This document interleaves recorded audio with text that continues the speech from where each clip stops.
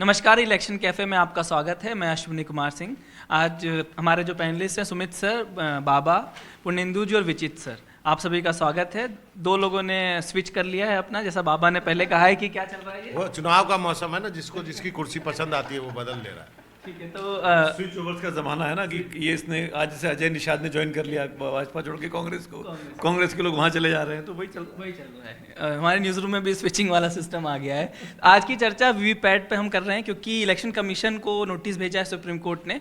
Supreme court ने जवाब मांगा है कि क्यों ना वीवीपैट जो मिलान होता है, जो अभी तक 5 वीवीपैट का मिलान होता है, क्यों ना सभी जो वीवीपैट है उससे मिलान की व्यवस्था की जाए। उस पर सुप्रीम कोर्ट ने बोला है कि इलेक्शन कमीशन अपना जवाब दे, क्योंकि काफ़ी समय से अपोजिशन पार्टीज़ की डिमांड है कि जो मिलान हो वो पूरा होना चाहिए, ताकि ये पता चल सके कि जो हम मतदान जिस पार्टी को वोट कर रहे हैं वो जा तो सही रहा है, लेकिन क्या जाने के बाद उसकी जो गिनती, जो काउंट, जो मेमोरी में सेव होता है, जिसको कंट्रोल यूनिट बोलते हैं, वहाँ सही पार्टी के वोट में वो जा रहा है या नहीं जा रहा है। तो सुमित सर, बाबा से शुरुआत, क्योंकि बाबा को थोड़ा जल्दी जाना है। बाबा, आपके शो का प्रचार कर दूं क्या मैं? आईपीएल का शो है। आईपीएल का शो। हाँ। बाबा, सवाल ये है कि अपोजिशन काफ़ी समय से मांग कर रहा था, उस पर सुप्रीम कोर्ट ने आखिर सुना है। हालांकि इलेक्शन कमीशन ने अभी तक अब इंडिया अलायंस की पार्टीज़ को मिलने का समय नहीं दिया था, जो बार बार ये लोग मांग रहे थे। आपको लगता है कि ये जो इस नोटिस के बाद से जो इनकी डिमांड है और एक फेयर इलेक्शन की जो बात अपोजिशन कह रहा है वो आ जाएगा? और क्या अपोजिशन अपने ही फेयर में नहीं फंसता हुआ नजर आता है कि जब वो जीतता है कोई स्टेट तो वहाँ ईवीएम में गड़बड़ी नहीं होती, लेकिन जैसे ही मध्य प्रदेश हारता है दिग्विजय सिंह बाहर आते हैं और बोलते हैं कि गड़बड़ी हुई है? देखिए, इसमें कई सारे सवाल पूछ दिए आपने। जैसे दिग्विजय सिंह वाली बात का जो सबसे लास्ट सवाल था उससे जाओ। वो इसलिए वो कहते हैं गड़बड़ी है क्योंकि हमने और आपने किया हुआ है कि पोस्टल बैलेट में कांग्रेस अच्छे खासे वो मार्जिन से जीत रही थी, अच्छी खासी सीटें जीत रही थी, और जैसे ही ईवीएम का बक्सा खुला तो कांग्रेस हारने लगी, इसलिए उन्होंने वो नंबर वाइज सब कुछ ट्वीट किया था। दूसरा, यहाँ पे अपने दर्शकों को सही बात बताना जरूरी है। ये जो याचिका है ना, वो उस बेंच के पास नहीं है। जो बेंच जो है वो जो इस ईवीएम वाली सुनवाई कर रही है, ये दूसरे बेंच के पास है, इसलिए उस बेंच ने ये नोटिस इशू किया है। बाद में सबको क्लब कर दिया जाएगा और एक साथ सुनवाई होगी। और यदि आज के इससे बहुत सारे लोग जो उत्साहित हैं कि क्या सुप्रीम कोर्ट जो ऐसे मूड में है कि कह देगा कि नहीं नहीं नहीं हटाओ, सारे गिन लो, बैलेट से कर दो, ये सब कुछ नहीं होने वाला है। इसकी तारीख जो है ना, यदि आप देखेंगे तो वो जुलाई में पड़ने वाली है। तो ये सलाह अभी जो है, ये सारा चीज़ अभी इतनी जल्दबाजी में कुछ नहीं हो रहा, ये सुना जाएगा ठीक। लेकिन जो सवाल है वो बहुत वैलिड है। वो सवाल इसलिए है कि विपक्ष ये मामला उठाता रहा है, लेकिन उसमें भी एक सवाल होता है कि जब जहां आप जीतते हो वहां नहीं उठाते हो, जहां हार जाते हो आप उठाते हो। लेकिन क्या जो 3 बक्से हैं, आप यदि आप ये यहाँ पे ड्राइंग बनाए, आप तो जानते हैं ये 3 मशीन है, ये 3 मशीन होती है। इसमें मैं बटन दबाता हूँ, समझ गए? यहाँ पे मैं देखता हूँ वोट गया, यहाँ पे वो पर्ची गिर रही है 7 सेकंड के लिए, ठीक है? ये कंट्रोल यूनिट है, यहाँ जमा हो रहा है। तो सबसे बड़ी आशंका 2 है कि मैंने यहाँ पे एक किसी छाप पे दबाया, पार्टी ए को दबाया, वही पार्टी का चिन्ह मुझे यहाँ दिखाई दिया, और यहाँ पे एक और कंट्रोल यूनिट होता है जिससे आवाज़ आती है। तो क्या 7 सेकंड तक के लिए देखा तो जो चिन्ह मैंने दबाया वो तो यहाँ आया, लेकिन क्या वही चीज़ यहाँ पे जमा हो रहा है? ये एक सवाल है, क्योंकि आपने बीच में इसको डाल दिया है, समझ गए? ये कहा गया था ना, बीच में आप इसको डाल दिया गया है, आप इसको यहाँ पे मैनिपुलेट कर रहे हो कि वो एंड प्रोडक्ट क्या गया, उसको लेकर के विपक्ष सवाल उठाता रहा है हमेशा से। अब दूसरी चीज़ ये है, दूसरा सवाल ये है कि आपने किया कि हर विधानसभा क्षेत्र में 5 मशीन ही वीवीपैट जो है मिलान होगा। तो विपक्ष कहता है 5 क्यों होगा, 20 होना चाहिए, 100 होना, 100% क्यों नहीं होना चाहिए? तीसरी बात जो एक यहाँ पे उठेगी कि वो पर्ची मुझे दे दो आप, ठीक है? वो पर्ची मुझे दे दो और उसके बाद वो पर्ची वो कहीं सेपरेट जमा करो, मुझे मत दे दो, वो सेपरेट जमा करो वो। और जब काउंटिंग करोगे तो उसका मिलान करोगे आप, ठीक है? ये भी एक आर्गुमेंट है। कैसे पता चलेगा कि जो वोट सही गिराया गया? लेकिन ये सब मुझे लगता है कि आर्गुमेंट है। आंदोलन भी हो रहे हैं, धरना भी होते हैं, बहुत बड़े बड़े वीडियो भी आते हैं कि लोगों ने कहा कि नहीं छेड़छाड़ की जा सकती है। उसका आर्गुमेंट ये दिया गया कि नहीं, ये सिंपल कैलकुलेटर है, इसमें इससे ज़्यादा इससे नहीं हो सकता है। लेकिन जिस ढंग से चुनाव आयोग में जैसे अब 370 का एक आंकड़ा दिया गया है, तो हो गई ना बात, शुरू हो गई ना कि 370 ही क्यों, क्या आपने मशीन फिक्स कर दी। तो जनमानस में तो ये बात भी बैक ऑफ द माइंड है। इसको कैसे एड्रेस किया जाता है वो सुप्रीम कोर्ट चुनाव आयोग के बीच का मामला है, वो देखना पड़ेगा कि इस पर आगे क्या रुख सुप्रीम कोर्ट लेता है, जिसके ऊपर बहुत सारी उम्मीदें हैं विपक्ष की और वैसे लोगों की जो बिलीव करते हैं कि शायद ये इसमें कुछ छेड़छाड़ होती है। एक छोटा सा बाबा बोले तो उसमें करेक्शन एक छोटा सा है खाली कि ईवीएम पर लोकसभा में 2004 के चुनाव से शुरू हुआ था कि 2004 से पूरी तरह से ईवीएम पर हम आ गए थे और 2004 में और 9 में दोनों क्रमिक रूप से कांग्रेस ही जीती है।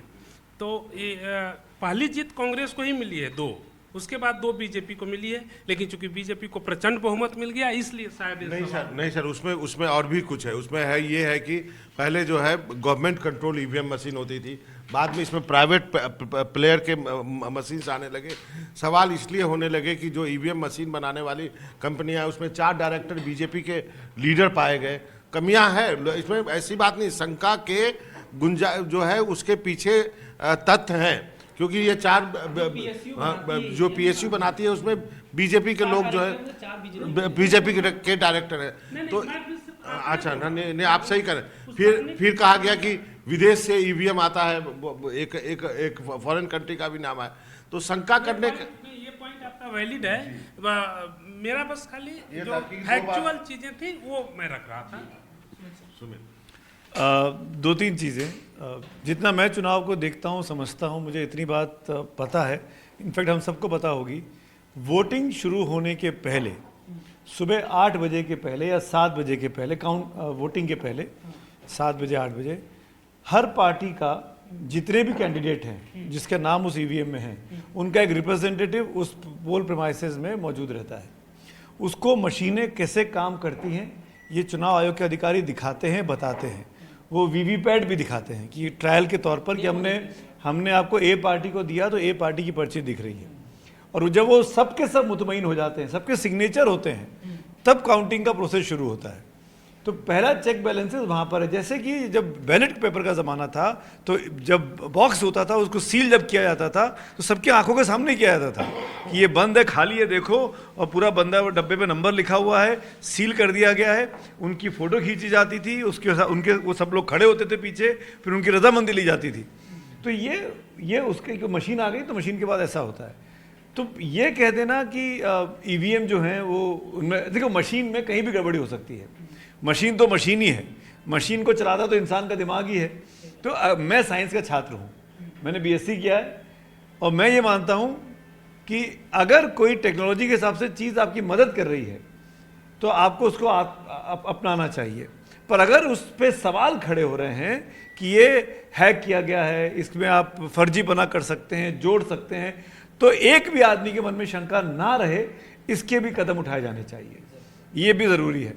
तो अगर कांग्रेस पार्टी या विपक्ष ये कहता है कि ईवीएम को लेकर या वीवीपैट को लेकर जो बटन दबता है वही वोट वहाँ गिरता है, इसकी कोई गारंटी नहीं है, तो मैं उनसे पूछना चाहता हूँ कि जब तेलंगाना में उनकी सरकार बनती है तब क्यों नहीं बोलते हैं? जब केरल में लेफ्ट की सरकार बनती है तब क्यों नहीं बोलते हैं येचूरी साहब? जब ममता बनर्जी की सरकार बनती है तृणमूल कांग्रेस की, तब क्यों नहीं बोलती है ममता बनर्जी कि वीवीपैट गड़बड़ी हुई है, उसकी दोबारा जांच हो? इसीलिए मुझे राजनीति लगती है। इसीलिए मुझे लगता है कि भारत का चुनाव का जो आयोग है, चुनाव आयोग और भारत की जो चुनाव व्यवस्था है, इसकी दुनिया भर में मिसाल दी जाती है। पर यह भी फैक्ट है, मैं फिर से कह रहा हूं क्योंकि मैं साइंस का छात्र हूं, तर्कों में विश्वास करता हूं, रैशनल रहना मेरा काम है। कई देशों ने ईवीएम को छोड़कर वापस बैलेट बॉक्स पे चले गए हैं, बैलेट पेपर पे चले गए। तो वो क्यों गए हैं, उसकी वजह जाननी चाहिए। इन तमाम सवालों के जवाब देना चुनाव आयोग का काम है।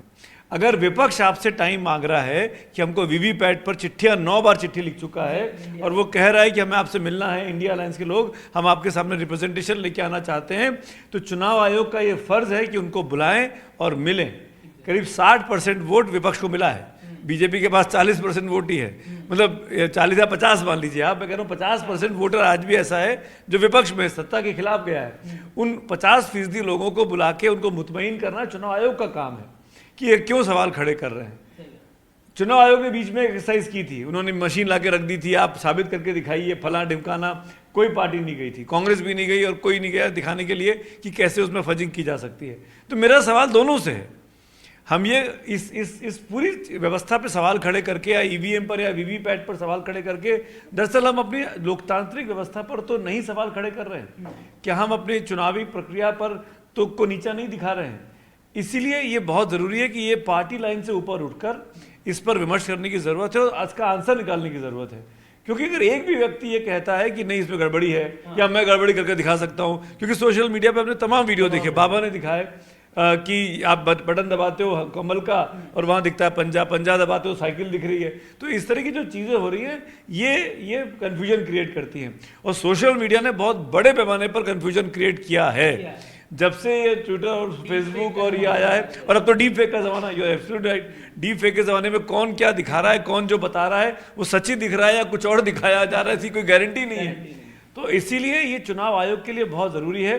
मुझे नहीं पता कि 4 जून के पहले क्या होगा, क्या 4 जून के पहले ये कंपलसरी हो जाएगा कि हर वीवीपैट से निकली हर पर्ची गिनी जाए और चुनावी प्रक्रिया जो वोटिंग की गिनती जो 3 दिन चला करती थी, 4 दिन चला करती थी, हम उस दिशा में जा रहे हैं बजाय इसके कि 3, 4, 5 घंटे में नतीजे आ जाएं। मुझे नहीं पता, पर जो कल कोर्ट में हुआ है, चुनाव आयोग को नोटिस गया, चुनाव आयोग को बाबा 17 मई तक जवाब देना है, 17 मई की तारीख है, लेकिन कब कोर्ट अगली सुनवाई करेगा वो तारीख नहीं तय है। वो तारीख हो सकता है कि जुलाई में आए, जून में आए, चुनाव प्रक्रिया खत्म हो जाए, पर 17 मई तक का वक्त है चुनाव आयोग को जवाब देने का इस नोटिस पर जो कल उनके पास पहुंचा। आप दोनों से एक बस छोटा सा सवाल है, हाँ आप जोड़ दीजिएगा। ये सुविधाजनक जो पॉलिटिक्स है, जब आप विपक्ष में होते हैं तो आप ईवीएम को गलत बताते हैं, जब आप आ जाते हैं तो आप ईवीएम को गलत बताते हैं, ये सुविधाजनक पॉलिटिक्स है। लेकिन दूसरा बात जो आपने कहा कि मशीन में गलतियां होती हैं और गलतियां पकड़ी भी जाती हैं, अब जब टेस्ट करते हैं तो उसी में दिखता है कि कांग्रेस को वोट किया, भाजपा को चला गया, भाजपा को किया तो कांग्रेस, तो इसका मतलब कि ईवीएम में भी गलतियां होती हैं। तो क्या जब टेस्टेड जो मशीनें उपयोग होती हैं, जब सभी को दिखा के, क्या उसमें गलतियां नहीं हो सकती? देखिए, इसमें बहुत लंबी डिबेट की जा सकती है। जो आपने कहा कि भाई पहले आडवाणी जी भी शंका करते थे, वो नारायण वो जीवीएल चिट्ठी किताब लिख दी है, लिख दी है, तो एक दूसरे पे ट्रस्ट है। फिर आर्गुमेंट ये है कि विधानसभा में वो फिक्स नहीं करते हैं, लोकसभा में फिक्स करते हैं, तो आपको तेलंगाना जीतने देते हैं, जीत लीजिए, आप कर्नाटक जीत लीजिए। लेकिन सबसे बड़ा सवाल ये है, अच्छा एक आर्गुमेंट ये भी है कि जो मशीन रखी जाती है ना, जो इतने दिनों तक रखी जाती है स्ट्रांग रूम में, उस पर सबसे ज़्यादा शंका होता है। अब कहा गया कि तेलंगाना इसलिए नहीं फिक्स कर पाए कि चुनाव हुआ, उसके बाद 2 दिन बाद गिनती हो गया, तो वो नहीं कर पाए।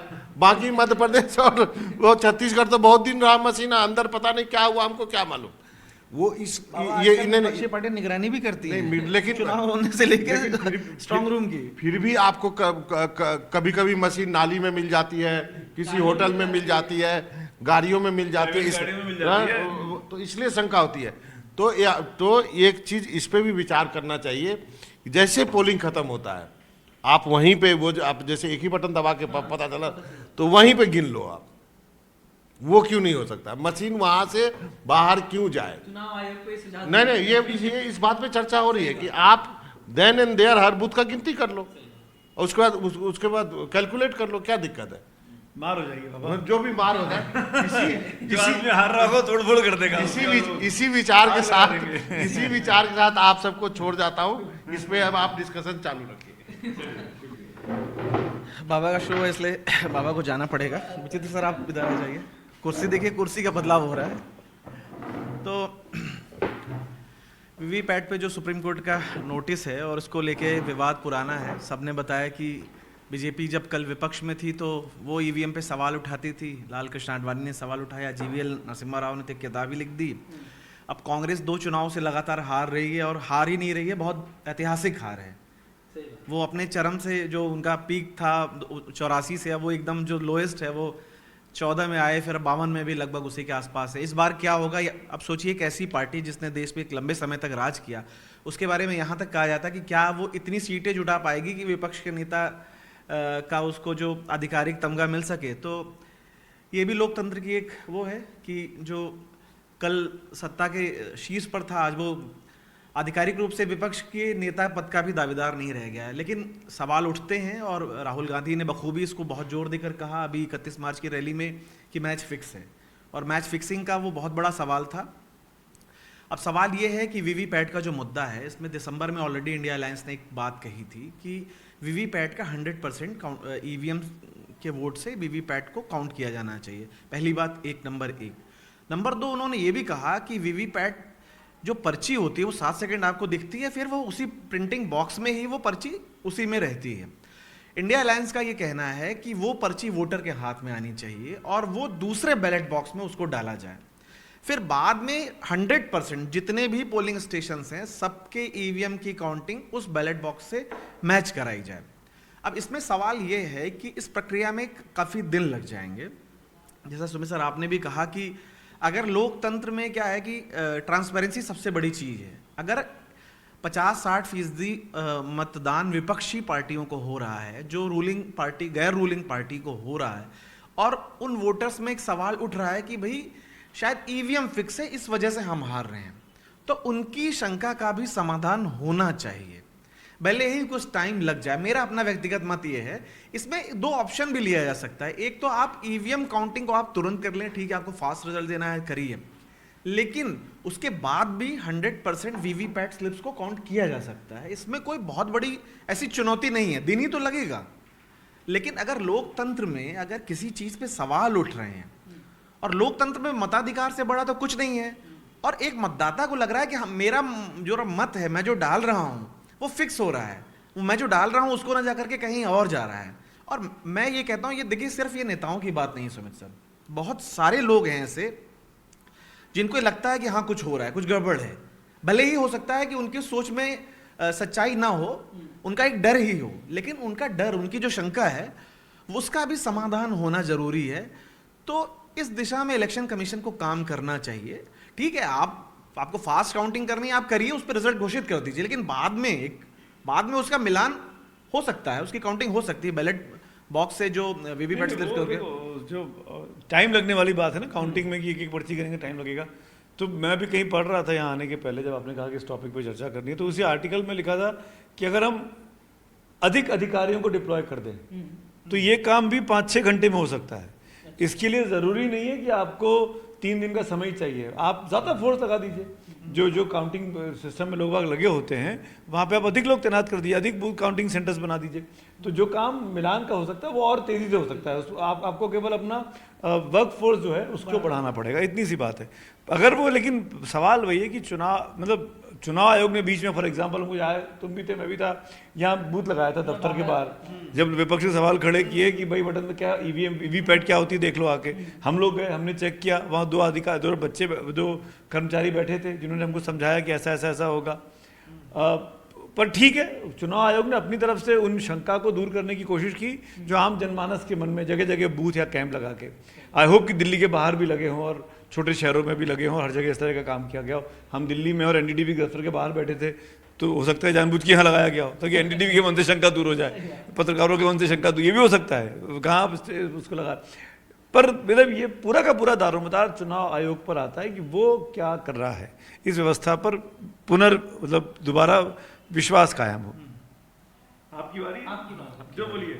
नहीं, आपका सवाल क्या, बाकी लोग सवाल है कि आपका मन क्या कहता है, क्या ईवीएम में गड़बड़ी होती है, क्या वीवीपैट में गड़बड़ी हो सकती है, या सुधार के लिए जिस तरह देखिए सारा चीज़ तो विश्वास का है, जो आपने आखिरी वाक्य कहा वहीं से शुरू होता है, और अविश्वास की स्थिति सरकार और विपक्ष में हमेशा रहती है। जवाहरलाल नेहरू को जब प्रचंड बहुमत मिल रहा था तब भी ये आरोप लोहिया जी जैसे नेता भी लगाते थे कि रिगिंग हो रही है, वो कांग्रेस अपने मसल पे बाहुबल से चुनाव जीत जाती है। आज उस तरह की चीज़ें तो नहीं हो सकती जिस तरह का ज़माना है, लेकिन उसके पैटर्न बदल गए हैं। मसलन कई जगहों पे इस तरह से होता है कि किसी का वोट अगर ये लगे कि हमें नहीं मिलना है तो उसको पैसे दे दो, उस तरह की चीज़ें आती हैं। तो इस तरह की बातें बार बार आता है। बिहार में रोज़ प्रशांत किशोर कहते हुए घूम रहे हैं कि अगर आप ये मुर्गा और भात पर 500 रुपये पर वोट दे दोगे और सोचोगे कि तुम्हारा विधायक जो है 5 करोड़ में न बिके तो तुम 50 रुपये 100 रुपये में 500 रुपये में बिक जाओगे, वो 5 लाख में नहीं बिकेगा। तो ये एक मौलिक प्रश्न है। उससे बड़ी चीज़ ईवीएम को लेकर के ये है कि दुनिया में करीब, अब आप सब लोग जो बोल चुके हैं वही दोहराना ठीक नहीं है, तो थोड़ा इस विस्तार को आगे ले चलते हैं, इस कहानी को विस्तार देते हैं कि दुनिया में करीब जो लगभग 200 देशों में 100 से ज़्यादा देश ऐसे हैं जो डेमोक्रेटिक तरीके से चुनाव लड़ते हैं और जीतते हैं। माना जाता है कि वहाँ पर चुनाव की प्रक्रिया बड़ी साफ सुथरी है। उनमें सौभाग्य से एक हमारा देश भी है, क्योंकि हम दुनिया के सबसे बड़े लोकतंत्र हैं। लेकिन ईवीएम से वोटिंग मुश्किल से 25 देशों में होती है। और सबसे बड़ी बात है कि बड़े बड़े देशों की जो बात हुई उसमें अमेरिका, जो कि 250 वर्षों का करीब करीब दुनिया का सबसे पुराना लोकतंत्र है, वहाँ नहीं होता। नहीं, सर, राष्ट्रपति का जब चुनाव होता है वहाँ पर ये माना जाता है, सवाल सबसे पहले वहाँ पर उन देशों में था जहाँ पर ईवीएम आया, वो तकनीक में हमसे बहुत आगे हैं। लेकिन वहाँ के लोगों ने, जो हम आज शंका पैदा कर रहे हैं, करीब शंका तो कांग्रेस ने 2014 के बाद ही पैदा करना शुरू किया था। तो उस समय तो ये लग रहा था कि भाई आप हार गए हो बुरी तरह से तो कर रहे हो। लेकिन अमेरिका में लोगों ने ये शंका पैदा किया, और लोगों ने किया राजनीतिक दलों से ज़्यादा, कि हमारा वोट हैक तो नहीं हो रहा है, और वो हैक हो रहा है, ये उनको शक था। इसीलिए वहाँ आज भी बैलेट पेपर से हो रहा है, फ्रांस में हो रहा है, जर्मनी में हो रहा है, इंग्लैंड में हो रहा है, उन देशों में हो रहा है जो कि डेमोक्रेटिक सेटअप में हमसे पहले से हैं, या उनका दावा है कि वो पहले से जानते। हम भले बाद में शुरू हुए, लेकिन जितना शानदार तरीके से 75 वर्षों में हमारे यहाँ लोकतंत्र का कारवां आगे बढ़ा है, वो एक अपने आप में चमत्कृत करने वाली चीज़ है। तो ये सवाल तो है कि अगर ये लग रहा हो कि लोकतंत्र सिर्फ मामूली चुनाव नहीं है लोकसभा का या विधानसभा का, आप अपने लिए 5 साल तक अपना भविष्य लिखते हैं, 5 साल क्या उससे ज़्यादा के लिए लिखते हैं। वो 5 साल का लम्हा सिर्फ 5 साल के लिए नहीं होता है, उसमें खता जो होगी उसका अंजाम सदियों को भुगतना पड़ेगा, और कुछ अच्छी चीज़ें होंगी तो उसका परिणाम भी, सुखद परिणाम भी सदियों को मिलेगा। इसलिए अगर ये लग रहा हो कि ईवीएम में, चूँकि तकनीक का मामला है और कोई भी दुनिया की ऐसी तकनीक नहीं है जो फुल प्रूफ है, तो भले 3 दिन बाद रिजल्ट आए, फर्ज कीजिए 4 तारीख को रिजल्ट आना है और आप बैलेट बॉक्स से करेंगे चुनाव, बैलेट बॉक्स से चुनाव करेंगे, तो अब आपका हो सकता है चुनाव का रिजल्ट 4 तारीख की जगह 7 तारीख को आए, 3 ही दिन बढ़ेगा ना। तो इसमें कोई बुराई नहीं है। अमेरिका 2 कारणों से इस चीज़ को करता है, एक तो हैक वाली बात थी, और दूसरी एक बड़ी अच्छी बात है कि उनको ये लगता है कि हमारा अतीत इससे जुड़ा हुआ है।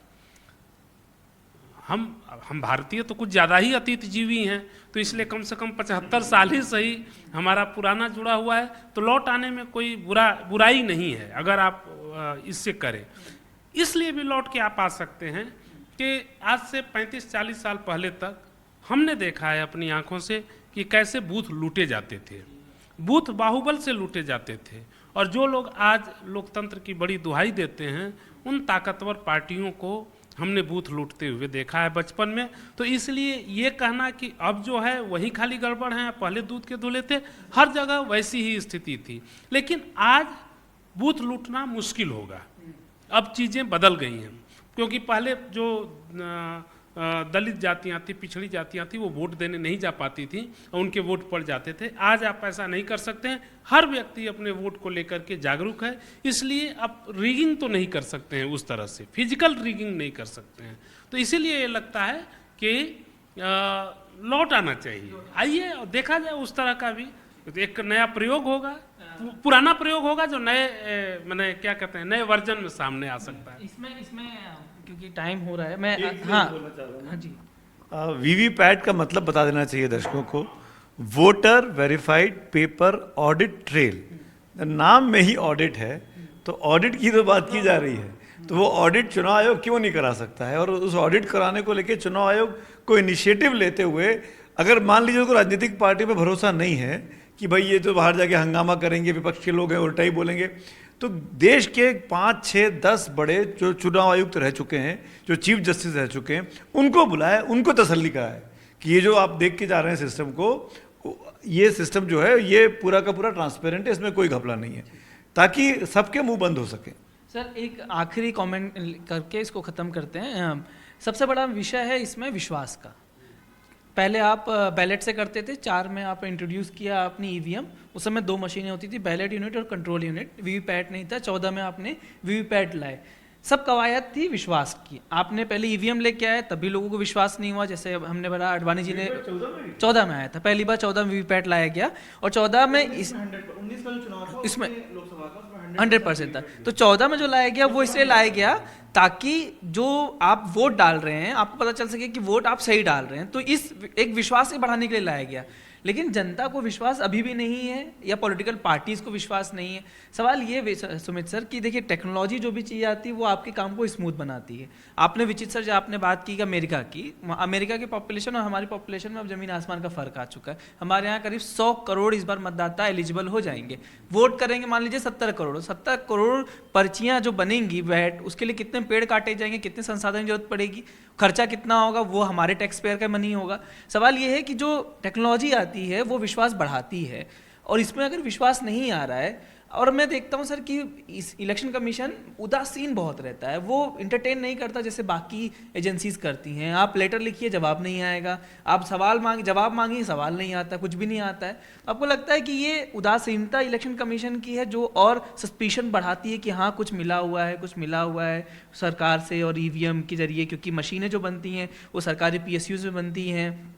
और ऑपोजिशन आरोप लगाता रहा कि पिछले 10 सालों में जो सरकारी संस्थाएं थी उनका दुरुपयोग बढ़ गया है, चाहे उसमें जांच एजेंसी से ले लें चाहे बाकी एजेंसी से ले लें, सबका दुरुपयोग बढ़ गया। और ईवीएम बनता है सरकारी PSU में, और PSU के जो डायरेक्टर से लेकर सब अपॉइंट सरकार करती। तो क्या आपको लगता है ये जो जाल है, जो अपॉइंटमेंट से लेकर ईवीएम बनाने से लेकर और जो जवाब नहीं देना और जो उदासीनता जो इलेक्शन कमीशन की है, वो लोगों के और ऑपोजिशन के मन में और एक अविश्वास पैदा करता है इस पूरे व्यवस्था को लेकर?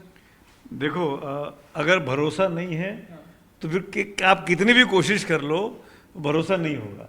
अगर मैंने मन में ठान लिया है कि ये आदमी ऐसा है और मैंने उसको तय कर लिया है तो फिर वो मेरे लिए जीवन और वैसे ही रहेगा, क्योंकि मैंने तय कर लिया कि भाई मैं तो उसको यही मान के चलूँगा। तो गलती जो लोग व्यवस्था पे सवाल खड़े करते हैं उनको ही, मतलब मैं इसीलिए कह रहा हूँ कि मैं साइंस का छात्र हूँ, तर्कों में विश्वास करता हूँ और तर्कों को ही जानना समझने की कोशिश करता हूँ। अगर वीवीपैट को लेकर ये जो सवाल खड़ा कर रहे हो कि PSU है और कंपनियां हैं ताम है जाम है, भाई इसके पहले भी ये व्यवस्था थी ना, PSU बनाती थी, है ना, सरकार से PSU हुआ। तो जब सरकार बना के मशीन लगाती है तो ईमानदारी से काम चल रहा था। अब जब PSU बना रही है तो करप्ट हो गया है, सरकार ने उसमें 4 आदमी अपने रख दिए तो करप्ट हो गया है। ये चीज़ें इसमें सिर्फ एक चीज़ हो सकती है जो मुझे लगता है आपकी बातों से जहाँ पर मैं थोड़ा सा सहमत हो सकता हूँ, वो ये कि अगर लोगों के मन में शंका शुबा है मशीन को लेके और चुनाव आयोग को काम है कि आप केवल फ्रीक्वेंटली आस्क क्वेश्चन के जरिए जवाब ना दें, आप उनकी वेबसाइट पे ना जाएं कि आपको जो भी चाहिए यहाँ जाके आंसर मिल जाएगा आपको। हमको FAQ से नहीं चाहिए, हमको मैन टू मैन हियरिंग चाहिए। मैं सीधे बैठ के चीफ CEC से पूछ सकूं कि आप मुझे तसल्ली कराइए। अगर CEC एक्सपर्ट नहीं उस मशीन के, जो इसने इंजीनियर बनाई उसको बिठाइए हमारे सामने, जो हिंदी में, तमिल में, उर्दू में, इंग्लिश में हर भाषा को जानता हो, हर भाषा के व्यक्ति को तसल्ली दे सके कि नहीं ये चीज़ जो है वो जेन्युइन है। और वो केवल डेमोन्स्ट्रेशन लगा देने से, जैसे हमने अपना एग्जांपल दिया, जो वो 2 आदमी बैठे थे बेचारे कर्मचारी, उनकी कोई गलती नहीं थी। मैंने और बाबा ने उनसे 3 सवाल पूछे, बाबा मेरे साथ थे, वो नहीं जवाब दे पा रहे थे। अब उसमें हमारे मन में शक पैदा हो गया, पर हमने तो कहीं ट्वीट नहीं किया कि ये खराब आदमी, गलत आदमी, क्योंकि हम सिस्टम के खिलाफ नहीं जाना चाहते थे। पर मेरा ये कहना है कि ये काम सबसे अधिक दायित्व जो है वो चुनाव आयोग का है। TN शेषन के पहले चुनाव आयोग को कोई जानता नहीं था, कैसे चुनाव होते हैं इस देश में कभी सोचा भी नहीं था। शेषन साहब ने आके चुनाव आयोग की ताकत का एहसास कराया। अभी 20 साल पहले की बात है भाई, ज़्यादा पुरानी बात थोड़ी है। हमारी आंखों के सामने शेषन साहब थे। आज की तारीख में चुनाव आयोग, जब चुनाव के वक्त में उसके पास ताकत आती है तो ये उसका दायित्व है कि वो जो लीगेसी उनको मिली है शेषन साहब से लेके, लिंगदो साहब से लेके तमाम लोगों की, उसको आगे बढ़ाएं। उस चीज़ को केवल और केवल भरोसा करके, भाई ये आसान काम नहीं था कि शहाबुद्दीन के चुनाव में जाके चुनाव आयोग खड़ा हो जाए, KJ राव साहब खड़े हो जाएं कि हाँ कहाँ चली रही है, हेलीकॉप्टर से उड़ के पहुंच गए। ये सब चीज़ें हमने देखी है अपने आंखों के चुनाव के सामने। बाबा जो बताते हैं वो, मैं भी उस वक्त वहाँ था। NDTV की टीम ने रिपोर्ट कर दिया कि सिवान में फला जगह पर रिगिंग हो सकती है, भीड़ लग गई बहुत सारी। KJ राव साहब मॉनिटर कर रहे थे, ऑब्जर्वर थे चुनाव आयोग के, हेलीकॉप्टर से किसी ने NDTV की रिपोर्ट उनको भेजी कि NDTV पे खबर चल रही है। उन्होंने हेलीकॉप्टर लिया, उतर गए सिवान में, बाबा के बगल में खड़े हो गए कि भाई कहाँ किस बूथ पे देख के आए बताओ। तो इस तरह का चौकस व्यवस्था चल रही थी। तो ये ऐसी व्यवस्था अगर आप की जाए, मैन टू मैन मार्किंग जिसको कहते हैं, तो व्यवस्था पर भरोसा कायम किया जा सकता है। लेकिन सबसे अधिक दायी तो चुनाव आयोग का है। चुनाव आयोग को अपने आप को इंडिपेंडेंट और पारदर्शी बनाना होगा, समझना होगा, करना होगा। नहीं, अश्विन ने बहुत ही गंभीर सवाल उठाया है और हमने देखा कि किस तरह से सुप्रीम कोर्ट की रूलिंग आई थी कि जो इलेक्शन कमिश्नर के चयन में जो पैनल है उसमें एक उन्होंने खुद को भी ऐड किया था, लेकिन सरकार ने उसको उस आदेश को बदलने के लिए उनको वाया कानून में बदलाव करना पड़ा। तो फिर हमने ये भी देखा कि कैसे एक इलेक्शन कमिश्नर ने बीच में अचानक इस्तीफा दिया, फिर एन चुनाव से जस्ट पहले मतलब 2 दिन पहले अनाउंसमेंट से 2 दिन पहले 2 इलेक्शन कमिश्नर हायर किए गए। तो इलेक्शन कमिश्नर्स के चयन पर जो राजनीति है, जो विपक्ष आरोप लगाता है और सत्ता पक्ष कहता है कि भाई सरकार के अपनी, मतलब इसमें जुडिशरी का हस्तक्षेप नहीं होना चाहिए, एग्जीक्यूटिव की अपनी वो है, जो न्यायपालिका और कार्यपालिका का अंतर संबंध है उसको लेकर के एक लंबी डिबेट है। तो लेकिन फिर भी हमारे देश में एक है कि सुप्रीम कोर्ट पर एक ज़्यादा ट्रस्ट है लोगों का, और उन लोगों को लगता है कि सुप्रीम कोर्ट की मॉनिटरिंग में अगर कोई चयन होगा तो वो ज़्यादा वो होगा। हालांकि ठीक है, मतलब कार्यपालिका को अपना अधिकार है, लोकतंत्र में जाहिर सी बात है कि कुछ चीज़ें कानून के द्वारा तय होती हैं, जबकि आप संविधान की मूल आत्मा से कोई छेड़छाड़ नहीं कर रहे हैं, तो सरकार अपनी उस ताकत का उपयोग करती है। लेकिन जो सवाल है कि एक वीवीपैट और उसकी बात मिलान की हो रही है कि हम पुराने दौर में चले जाएं या हम सिर्फ ईवीएम पे ट्रस्ट करें, क्योंकि जैसे मैंने भी अपने पिछले उसमें इस सुझाव दिया कि हम 100% काउंटिंग कर सकते हैं, ठीक है कुछ डिले होगा लेकिन वो उतना बड़ा विषय नहीं है। अब सवाल है कि अगर हम ईवीएम का भी यूज़ कर रहे हैं और हम वीवीपैट का मिलान भी 100% करेंगे तो फिर ईवीएम की ज़रूरत क्या है? फिर तो सीधे बैलेट पेपर पे चले जाए, ये भी सवाल उठेंगे। तो बैलेट सही होना चाहिए। लेकिन एक मुझे लगता है ये दोनों व्यवस्था करने से एक और बात होगी कि एक डबल चेक होगा, वो ज़्यादा ट्रांसपेरेंट होगा। मुझे लगता है अगर किसी को बैलेट पे सवाल उठता है तो और ईवीएम अगर दोनों इक्वल होंगे सुमित सर, तो लगता है वो ज़्यादा लोगों का ट्रस्ट उस पर ज़्यादा बढ़ेगा। और जब लाखों लोग इतना सवाल उठा रहे हैं तो उसको दूर करने में कोई बुराई नहीं है। और मुझे लगता है कि जो टीएन शेषन साहब की जो बात हुई, वास्तव में कभी कभी होता है कि सिर्फ सिस्टम बनने से चीज़ें नहीं होती, उस सिस्टम को चलाने वाले कौन है ये भी बहुत महत्वपूर्ण होता है। तो कुछ चीज़ों को मुझे लगता है राजनीति से परे होना चाहिए। उसमें एक है इलेक्शन कमीशन, क्योंकि एक लोकतंत्र में जो हम चुनते हैं वो एक चुनाव के द्वारा ही चुनते हैं लोगों को, और चुनाव ट्रांसपेरेंट होना चाहिए, निष्पक्ष होना चाहिए, लेवल प्लेइंग फील्ड पे होना चाहिए। इसमें सबसे बड़ी भूमिका चुनाव आयोग की है।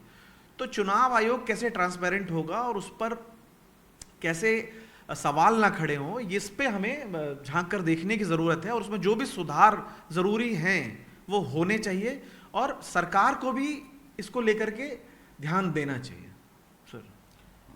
एक चीज़ जो अश्विन ने कहा कि खर्चा बहुत बढ़ जाएगा, पेड़ के कटने वाले सवाल से तो मैं ज़रूर इत्तेफाक रखता हूँ कि एक संवेदनशील मुद्दा है, पर्यावरण का सवाल है। खर्चे को लेकर के मुझे लगता है कि जब 2019 के चुनाव में जैसा सेंटर फॉर मीडिया स्टडीज़ की रिपोर्ट थी कि 55,000 करोड़ रुपए खर्च हुए, तो इस देश में चुनाव में कितने पैसे खर्च हो रहे हैं इस पर मत जाइए। वो खर्च इतने हैं कि मुझे लगता है कि कई छोटे मोटे देशों का सालाना बजट हो सकता है। दूसरी बात कि विश्वास का सवाल है।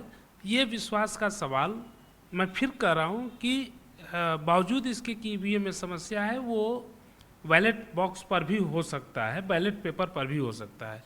और ये कुछ उसी तरह का मसला है जैसे संविधान को लेकर के पूर्व राष्ट्रपति के.आर. नारायणन ने कहा था कि हमको अपने दिल में झांक के सोचना चाहिए कि संविधान को हमने फेल किया या संविधान फेल हो गया या हमने संविधान को फेल किया। वैसे ही अगर हमारी नीयत, हमारी माने जो लोग राजनीतिक व्यवस्था में हैं, जो राजनीतिक पॉलिटिकल प्लेयर्स हैं, उनकी नीयत में सहीपन नहीं रहेगा तब तक ये दिक्कतें आएंगी। और ये दिक्कतें कल को अगर ये हो जाता है बैलेट बॉक्स, बैलेट पेपर पर फर्ज कीजिए, हो सकता है। मुझे एक घटना याद है 1998 या 99 का, साल में मैं कन्फ्यूजन कर रहा हूँ, लोकसभा का चुनाव था। बिहार में मधेपुरा से लालू यादव और शरद यादव एक दूसरे के खिलाफ लड़े थे। उस चुनाव में लालू यादव जीतने लगे, शरद यादव पीछे हो गए। शरद यादव ने कि चुनाव में रिगिंग हुई है, मुझे जानबूझ करके लालू यादव ने हराया है, जबकि चुनाव आयोग उस समय आज का चुनाव आयोग नहीं था, उसमें चुनाव आयोग का जलवा था उस समय। फिर भी ये हुआ कि उन्होंने कहा कि चुनाव आयोग इस तरह का काम कर सकता है, कर रहा है और मुझे जानबूझ के हराया जा रहा है। वो धरने पर बैठ गए। तब तक पूरी गिनती नहीं हुई थी, शुरुआत में लगातार लालू यादव बढ़त बनाए थे। कुछ देर के बाद पासा पलट गया और शरद यादव करीब 35-40 हज़ार वोट से जीत गए। जैसे ही जीते उन्होंने अपना कुर्ता पैजामा झाड़ा, कुर्ता धोती झाड़ा और उठ करके चले गए। अब लोकतंत्र की सारी व्यवस्था सुरक्षित हो गई। तो ये स्थिति आज भी है और इसीलिए हमें लगता है कि हम सबको, मतलब हम सबको नहीं, हम आप तो वोटर हैं और मैं एक वोटर के तौर पर तो मैं ये मान के चलता हूँ कि जो लोग देश चलाने का दावा कर रहे हैं वो लोग ईमानदार होंगे, वो लोग न्यायप्रिय होंगे और यदि वो गांधी और तमाम महान लोग, भगवान राम से लेकर के महात्मा गांधी तक का जो लोग नाम लेते हैं, कुछ तो उनके आचरण से सीखते होंगे। नहीं सीखते हैं उनकी समस्या है, लेकिन ये दिक्कत किसी भी सिस्टम में उठाया जा सकता है। फिर भी ईवीएम पर अगर सवाल है तो आप बैलेट पेपर की तरफ बढ़ चलिए, क्या हर्ज है।